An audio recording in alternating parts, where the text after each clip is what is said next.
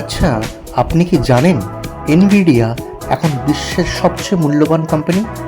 এমনকি মাইক্রোসফট আর অ্যাপেলকেও পিছনে ফেলে দিয়েছে। কিন্তু প্রশ্ন হলো, একটা চিপ বানানো কোম্পানি হঠাৎ করে এত বড় হয়ে গেল কিভাবে? চলুন জেনে নিই এআই যুগের সবচেয়ে বড় বিজয়ীর গল্প। আজকে ChatGPT, Gemini, Claude, Copilot, যত বড়ই এআই মডেল দেখছেন, এগুলো ট্রেনিং করতে লাগে বিশাল কম্পিউটিং পাওয়ার। আর সেই পাওয়ারের মূল অস্ত্র হলো এনভিডিয়ার জিপিইউ বা গ্রাফিক্স প্রসেসিং ইউনিট। আগে জিপিইউ মূলত গেমিংয়ের জন্য ব্যবহার হতো, কিন্তু এআই গবেষকেরা আবিষ্কার করেন একই জিপিইউ লক্ষ লক্ষ গণনা একসাথে করতে পারে, যা এআই ট্রেনিংয়ের জন্য একদম পারফেক্ট। ধরুন এআই হলো একটা ফর্মুলা 1 রেসের গাড়ি, তাহলে এনভিডিয়া চিপ হলো সেই গাড়ির ইঞ্জিন।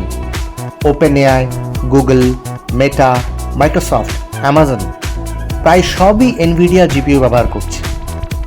বিশেষ করে এনভিডিয়ার H100 এবং ব্ল্যাকওয়েল সিরিজের এআই চিপের চাহিদা এত বেশি যে অনেক কোম্পানিকে মাসের পর মাস অপেক্ষা করতে হচ্ছে। শুধু চিপই নয়, এনভিডিয়া তৈরি করেছে CUDA নামে একটি সফটওয়্যার প্ল্যাটফর্ম। ফলে এআই কোম্পানিগুলো এনভিডিয়ার এই ইকোসিস্টেমকে আটকে যায় এবং অন্য কোম্পানির চিপে সহজে যেতে পারে না। এটাই এনভিডিয়ার সবচেয়ে বড় শক্তি। বর্তমানে বিশ্বজুড়ে এআই রেস চলছে। ওপেন এআই বনাম গুগল, মাইক্রোসফট বনাম অ্যামাজন, মেটা বনাম সবাই। আর এই যুদ্ধে সবাইকে অস্ত্র সরবরাহ করছে এনভিডিয়া। অর্থাৎ কে জিতবে সেটা গুরুত্বপূর্ণ নয়, কারণ যুদ্ধ যত বাড়বে এনভিডিয়ার চিপের চাহিদা ততই বাড়বে।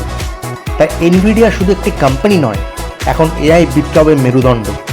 যতদিন এআই এর ব্যবহার বাড়বে ততদিন এনভিডিয়ার গুরুত্বও বাড়বে।